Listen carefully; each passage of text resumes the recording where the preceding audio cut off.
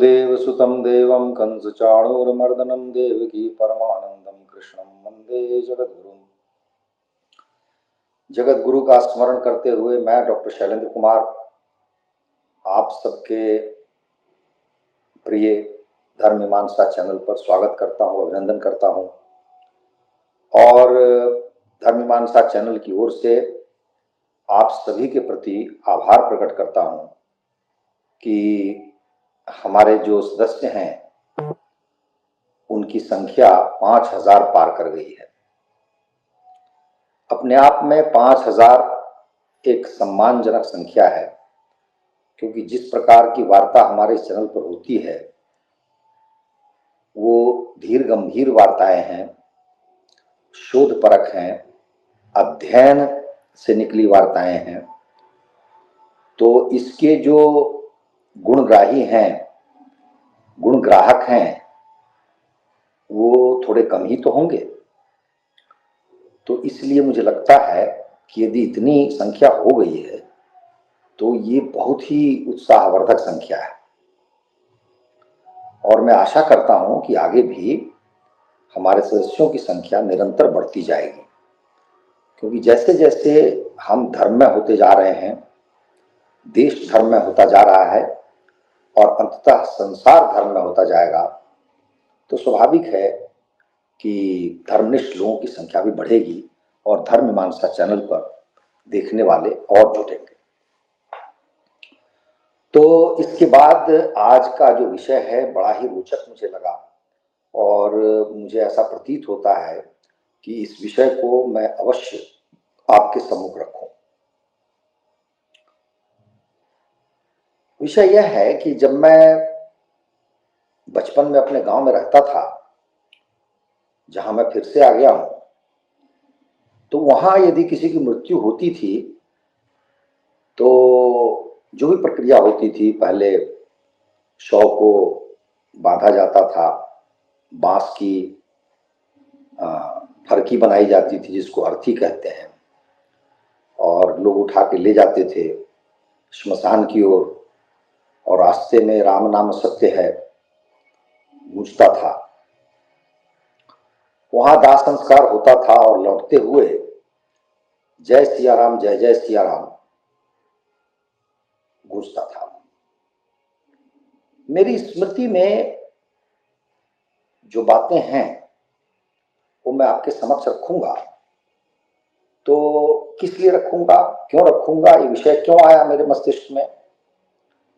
कारण यह है कि कल दोपहर को मेरे एक चाचा हैं जो 80 वर्ष की आयु पार कर चुके थे, उनकी मृत्यु हो गई।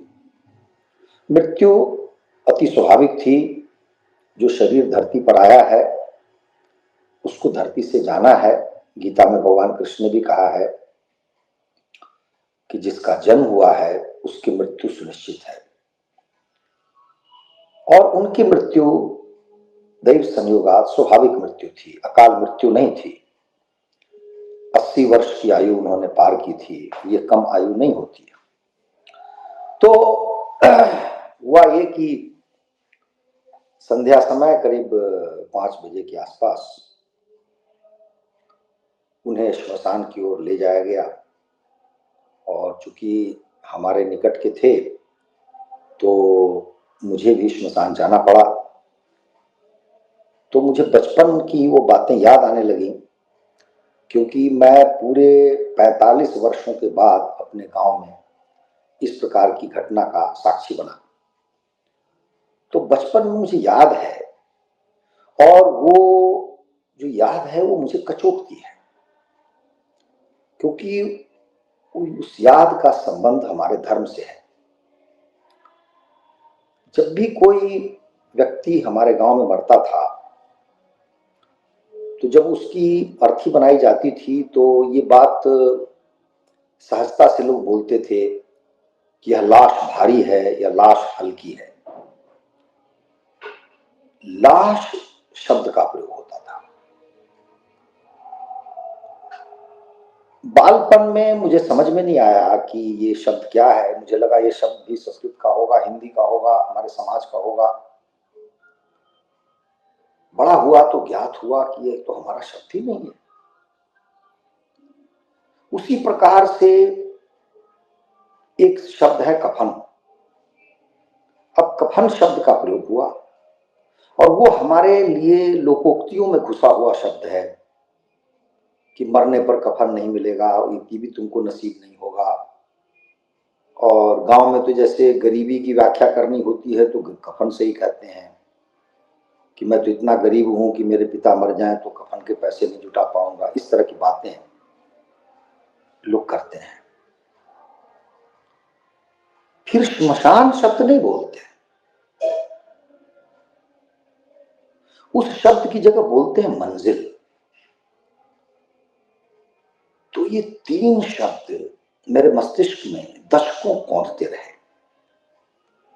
और मुझे बेचैन करते रहे, क्योंकि यदि दैनंदिन जीवन में यदि आपके क्रियाविधियों में उर्दू, फारसी, अंग्रेजी के शब्द आते हैं तो हमें इतना कष्ट नहीं होता। लेकिन अंतिम संस्कार जो हमारे 16 संस्कारों में से एक है, 15 संस्कार जो हैं हमारे जीवन में होते हैं। यह एकमात्र संस्कार है जो मृत अवस्था में संपन्न होता है। सनातन धर्म इतना विराट है, इतना गहरा है, इसके पीछे इतना चिंतन है, इतना शोध है कि अनायास ही आपको गौरव की अनुभूति होती है। जीवन का कोई पक्ष नहीं है जिस पर हमारे ऋषि मुनियों ने पर्याप्त चिंतन न किया हो, गुण दोष की विवेचना न की हो। जैसे 16 संस्कार का एक तंत्र विकसित किया गया है। क्या किसी समाज में, इस संसार में ऐसा सोचा किसी ने? और वो संस्कार कब आरंभ होता है? 3 संस्कार हैं जो शिशु के जन्म लेने के पूर्व के संस्कार हैं। गर्भाधान, पुंसवन, सीमंतोन्नयन। ये 3 संस्कार भ्रूणावस्था के,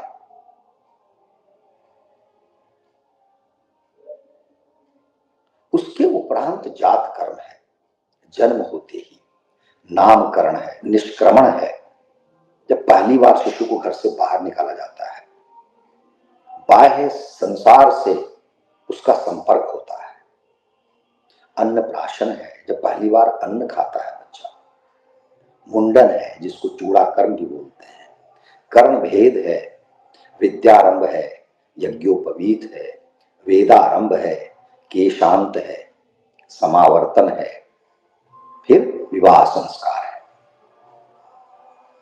जीवन में इतने संस्कार होते हैं 15। जीवनोपरांत जो संस्कार है उसको हम अंत्येष्टि, श्राद्ध या अंतिम संस्कार कुछ भी कह सकते हैं। श्राद्ध संस्कार है, श्राद्ध कर्म। लेकिन लोकाचार में हमारे यहां ऐसा होता है, हमारे गांव में, कि एक दिन को निर्धारित किया जाता है कि ये श्राद्ध का दिवस है, जबकि शास्त्र के अनुसार ऐसा नहीं है। यह जो संस्कार है श्राद्ध का, यह 13 दिनों के संस्कार को, उसके समुच्चय को, उसके सम्मिलित उस योजना को हम श्राद्ध कर्म कहते हैं।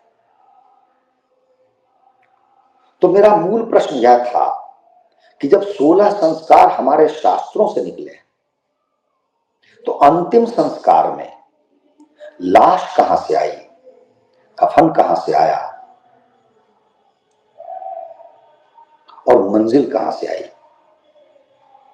अब लाश के लिए देखिए कि ये भारी लाश है, हल्की लाश है, ऐसी ही बात होती है। हम शव क्यों नहीं कहते? हमारे यहां अत्यंत सुंदर शब्द है पार्थिव शरीर। पृथा से पार्थ, पार्थ से पार्थिव, अर्थात मिट्टी, पृथ्वी। हरिवंश राय बच्चन ने अपनी आत्मकथा में एक जगह लिखा है कि जब उनकी पहली पत्नी का निधन हो गया तो जिस पलंग पर या बिस्तर पर वो लेटी थी तो शोकाकुल मन हरिवंश राय बच्चन का, उद्विग्न मन,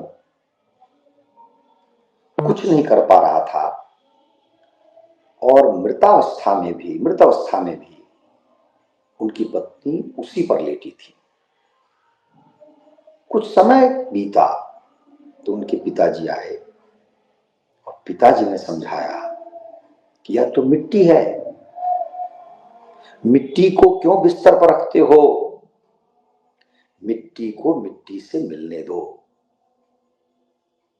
अर्थात पृथ्वी पर रखो, धरती पर रखो।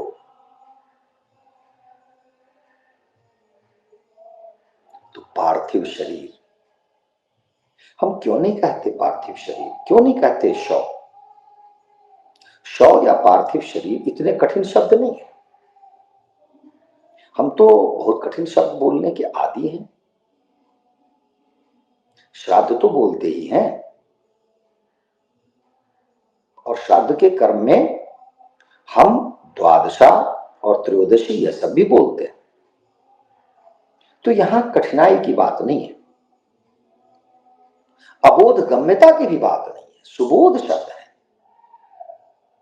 फिर क्यों नहीं बोलते? वैसे ही कफन कहां से आया? मैं लंबे समय तक सोचता रहा कि कफन का क्या समानार्थक हो सकता है, इसका स्थानापन्न कौन सा शब्द हो सकता है। तो मैंने ऐसे ही शास्त्रों को देखा तो उसके लिए लिखा हुआ है पवित्र वस्त्र।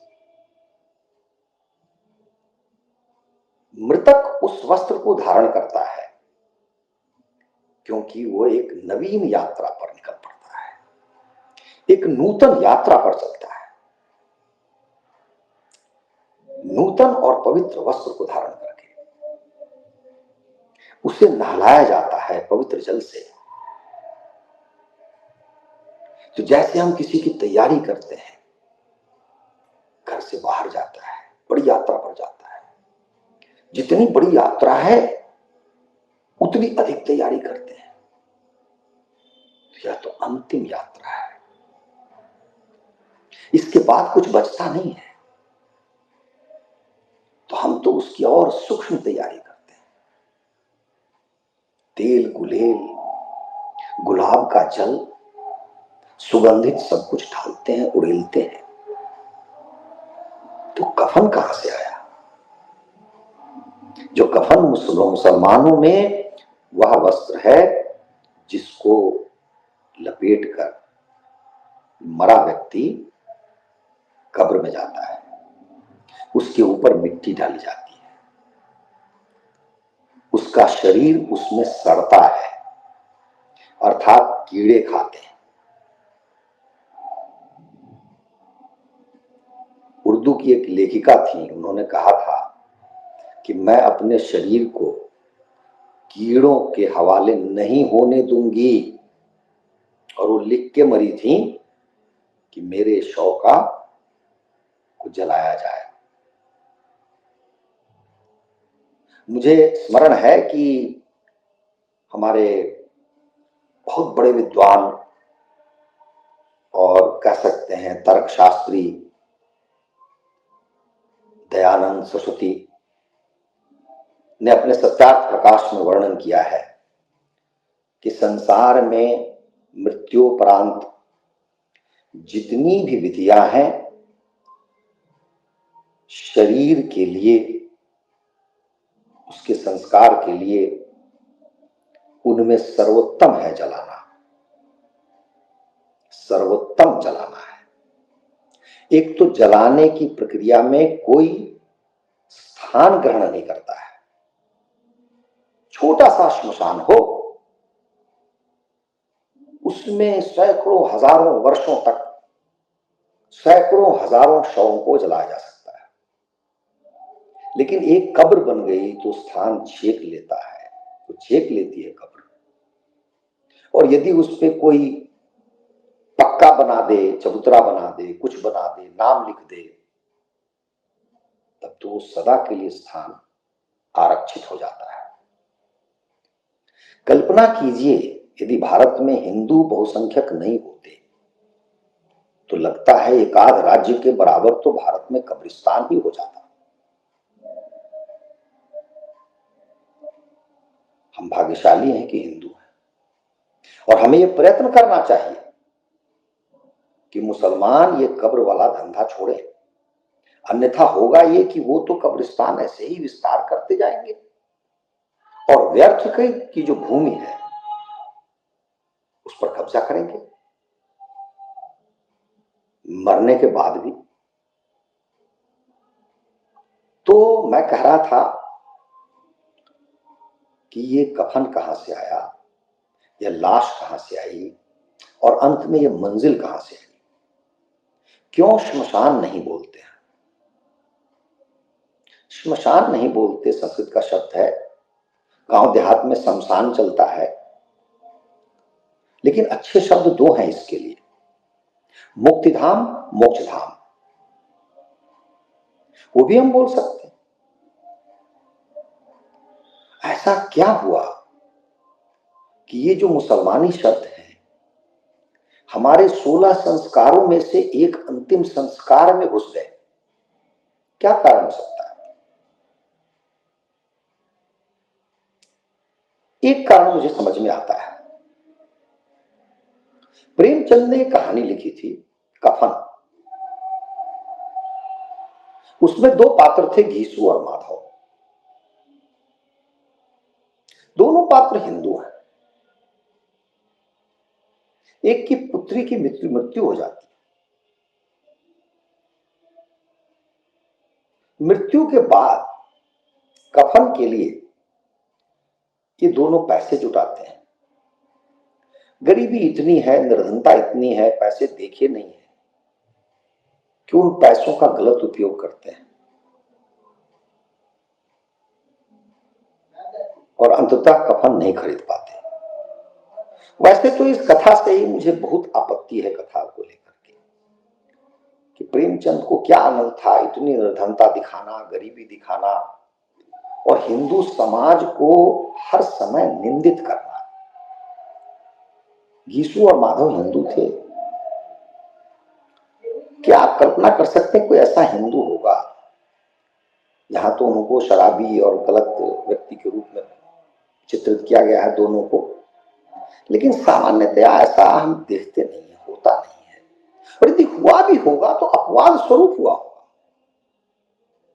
लेकिन प्रेमचंद को हिंदू धर्म की निंदा करने में, हिंदू धर्म के विरुद्ध लिखने में लगता है कि बहुत आनंद आता था, बड़ी रुचि लेकर लिखते थे। और मैंने इस पर एक दो व्याख्यान भी दिए हैं। पंच परमेश्वर को लेकर मैंने बहुत कुछ कहा है, उनकी कहानी जिहाद को लेकर कहा है, उनकी कहानी ईदगाह को लेकर कहा है, व्यर्थ की प्रशंसा इस्लाम की और सायास हिंदुओं की निंदा, यह प्रेमचंद की शाश्वत विशेषता है।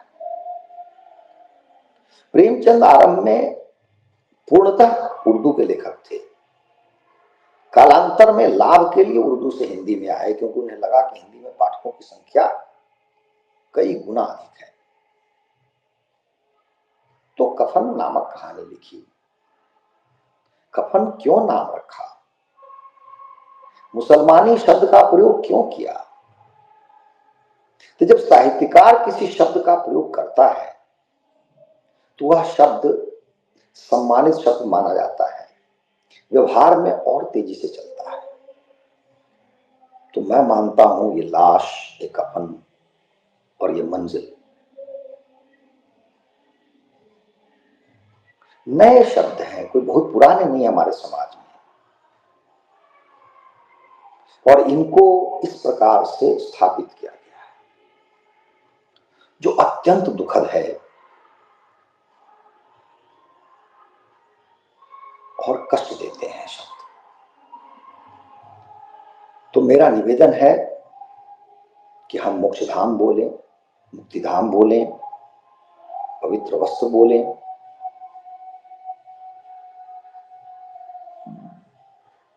शव बोलें, पार्थिव शरीर बोलें। तो आज की वार्ता का यह एक पक्ष हुआ।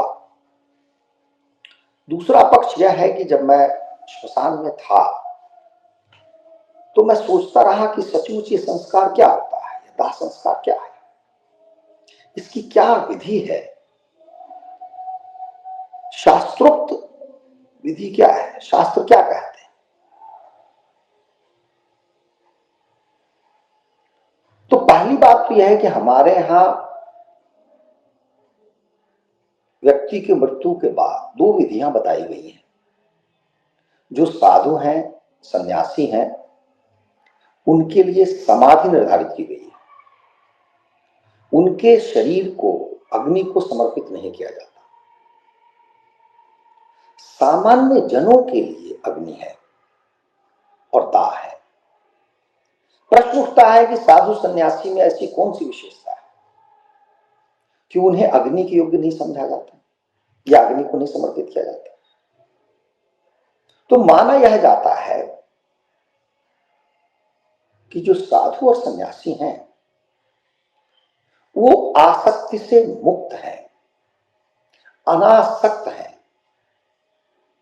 और जो सामान्य जन हैं उनकी विशेषता ही आसक्ति है। वो परिवार में रहते हैं, समाज में रहते हैं, सबसे जुड़े रहते हैं।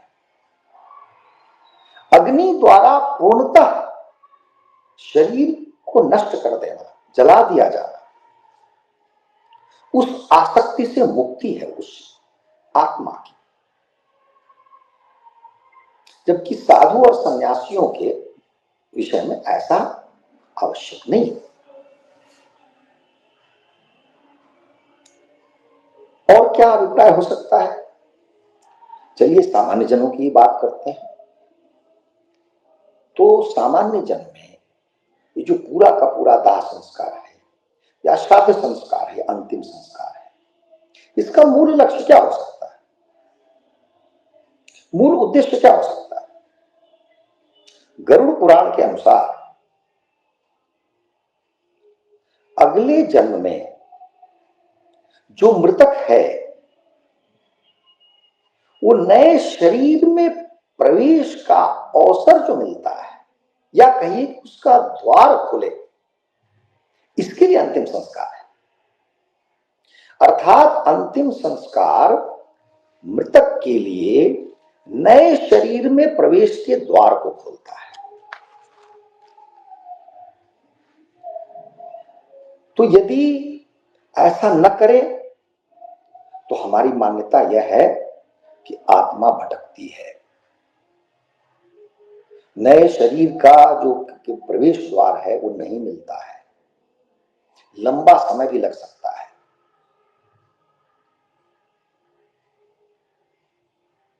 तो जो लोग साथ जाते हैं मुक्तिधाम में, मोक्षधाम में दाह संस्कार के लिए, दाह संस्कार के समय, उनका क्या है?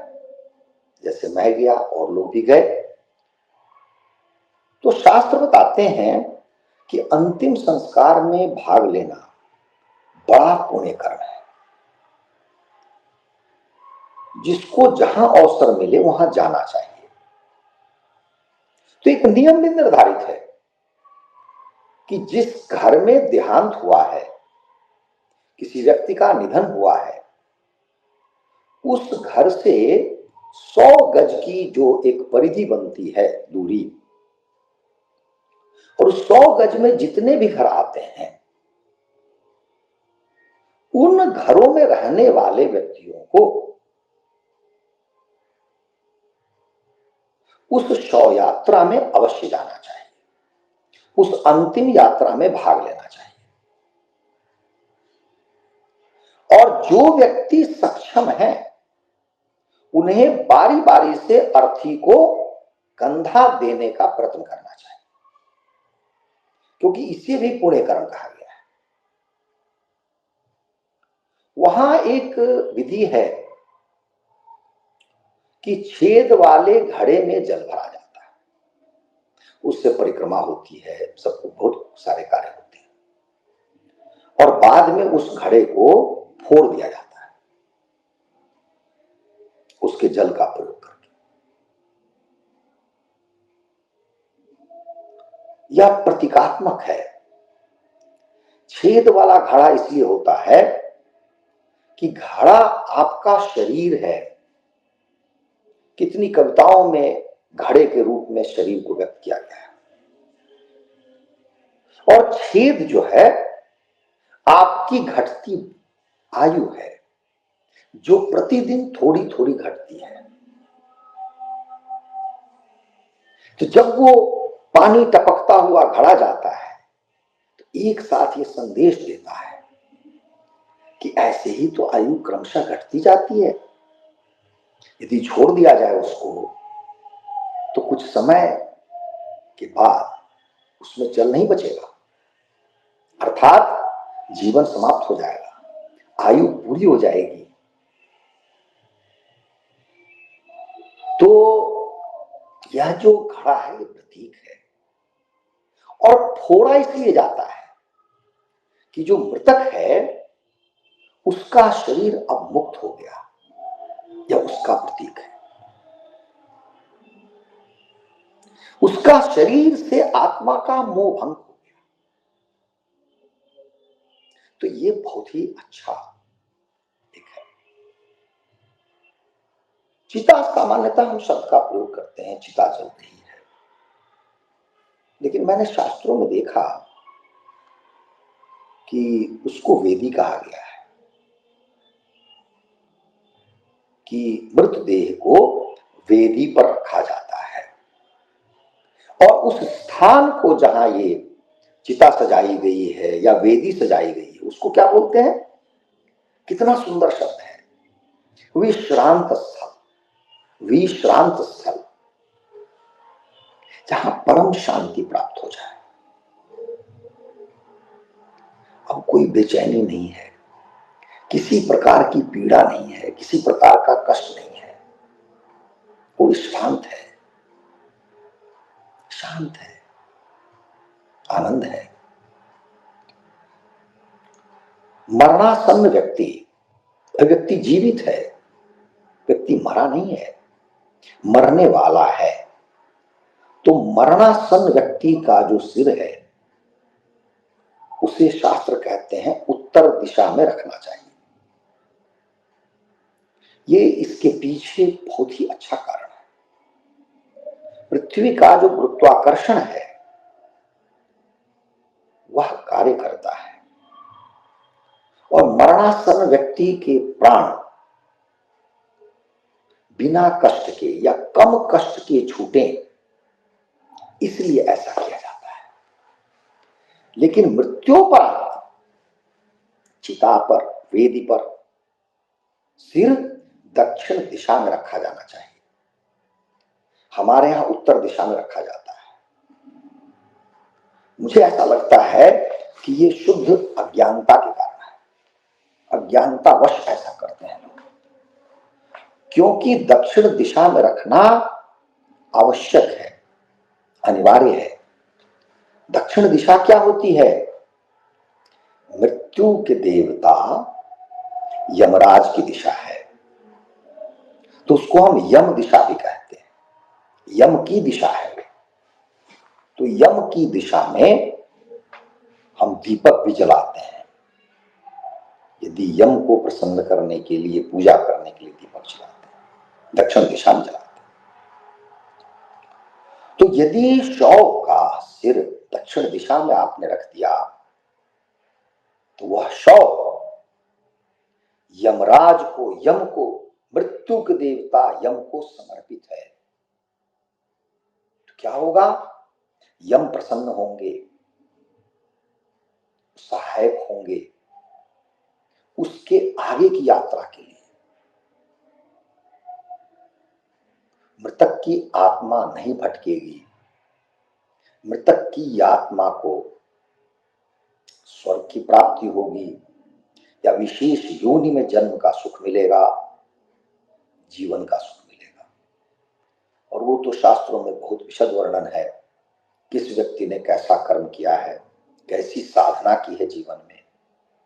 संभव है बहुत थोड़े से लोग होते हैं लेकिन उन्हें मोक्ष की भी प्राप्ति होती है। तो ऐसा करने में भी सहायक कौन है? यम के देवता है, हम उनको समर्पित करते हैं शव। इसलिए दक्षिण दिशा में शव को रखा जाना चाहिए। उसके बाद शास्त्र में क्या बताते हैं कि दाह संस्कार संपूर्ण सम्मान और आदर के साथ किया जाना चाहिए। और जितने भी लोग वहां परिजन उपस्थित हैं उनको अनुशासन में रहना चाहिए, क्योंकि वे वहां विशेष कार्यवश उपस्थित हैं।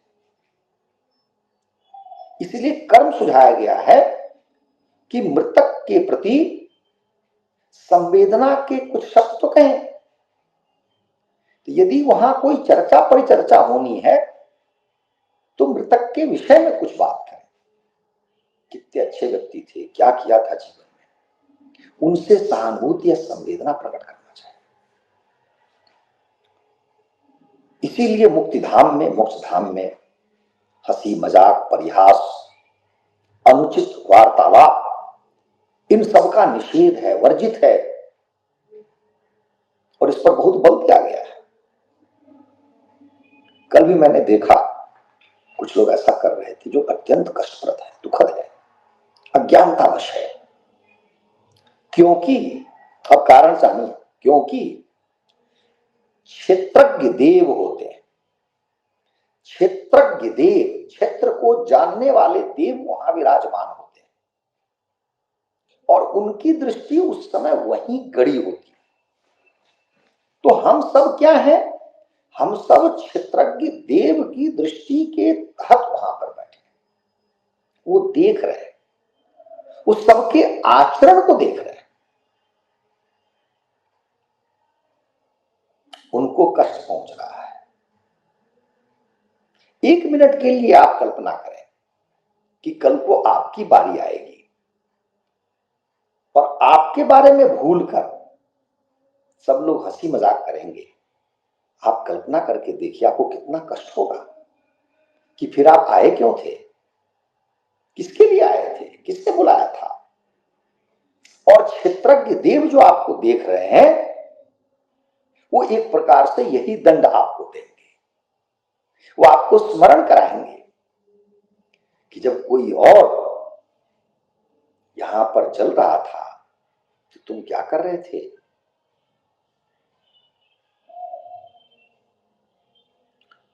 पंच तत्व में विलीन होना ये पूर्ण विधान से होना चाहिए।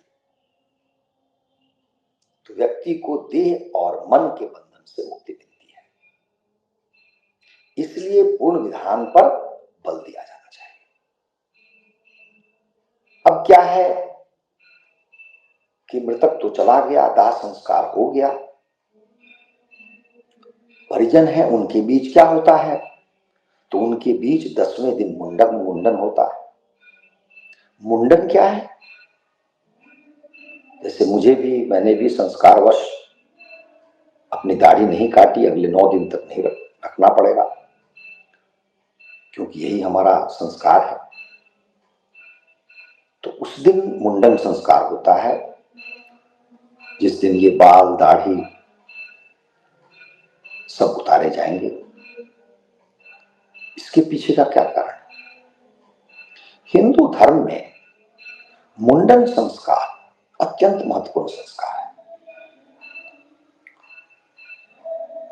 लेकिन जब दाह संस्कार के बाद परिजन ऐसा करते हैं तो यह मृतक के प्रति बहुत बड़ा सम्मान होता है, बहुत आदर होता है कि हमने आपके सम्मान में यह मुंडन कराया है। जैन धर्म में भी ऐसा है। जब वो देवता का सम्मान करते हैं, प्रथम कार्य होता है ऐसा करना।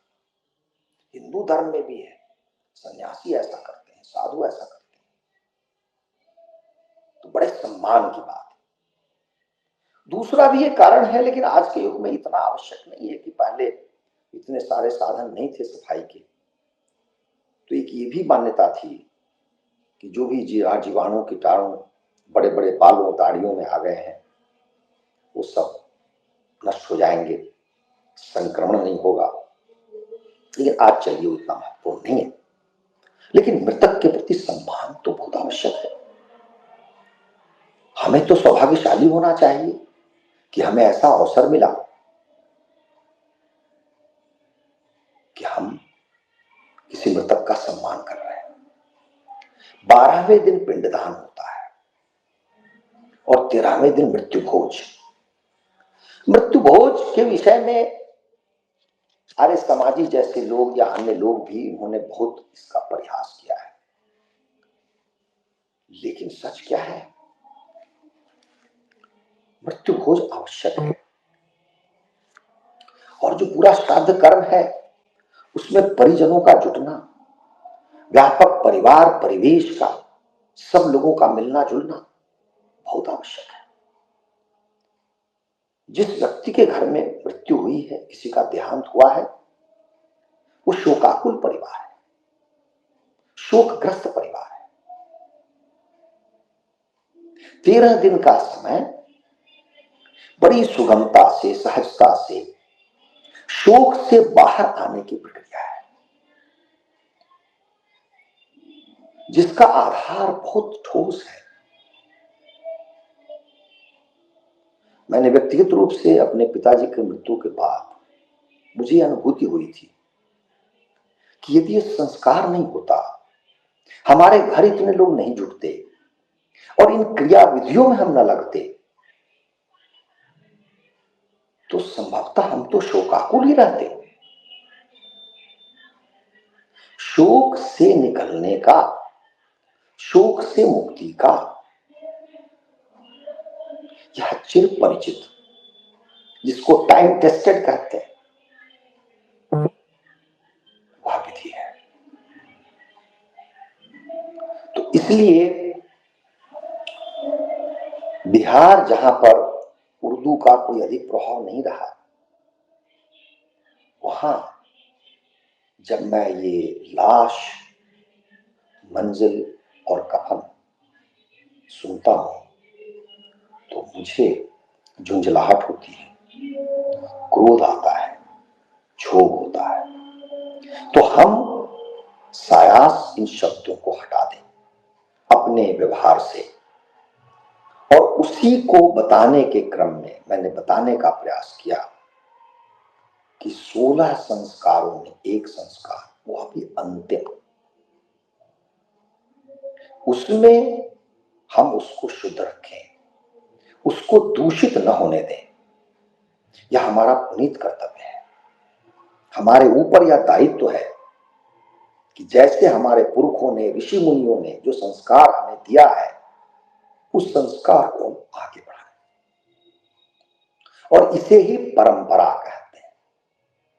एक दूसरे को दी जाने वाली वस्तु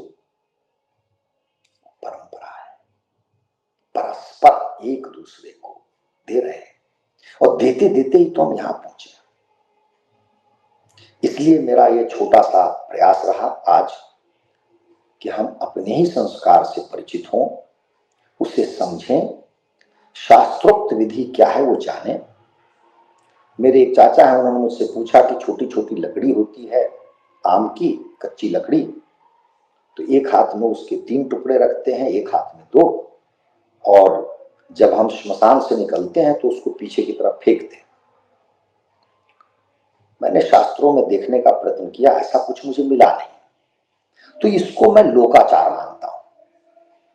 स्थान विशेष में बहुत सारी ऐसी विधियां होती हैं जो विकसित हो जाती हैं समय के साथ, और चूंकि इससे कोई हानि नहीं है, इसलिए हमें इसको करना चाहिए। लेकिन अन्य जो बातें थी उनका वर्णन शास्त्रों में है। हाँ, यह अवश्य है कि हम कुछ को उसी रूप में पालन करते हैं, कुछ में परिवर्तित। जैसे हमारे यहाँ शव को उत्तर दिशा में रखा जाता है, जो मैं मानता हूं, जैसे मैंने बताया कि इसमें अवश्य अज्ञानता का एक, मुझे लगता है अज्ञानता की भूमिका है। कि लोगों को संभवतः यह ज्ञान नहीं है, और जब भी किसी ने कुछ किया होगा, चूंकि मरणासन व्यक्ति को बता दिया गया कि उत्तर दिशा में सिर रखना है, तो उसी को उन्होंने आगे बढ़ा दिया। तो मेरा छोटा सा प्रयास था कि संस्कार को आप समझें और इस पर आप अपनी टिप्पणी भी करें,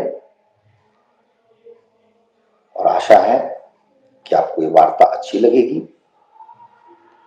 टिप्पणी में आप हमें बताएं कि कैसे विषय और हम लाएं, तो उस प्रकार से हम आगे बढ़ेंगे। आपने अपना बहुमूल्य समय दिया, मुझे सुना, इसके लिए मैं आपके प्रति आभार प्रकट करता हूं। आपसे निवेदन है कि हमारी इस वार्ता को अधिक से अधिक संख्या में आप लोग सुने, हमारे इस चैनल को सब्सक्राइब करें। बहुत बहुत धन्यवाद। जय श्री राम।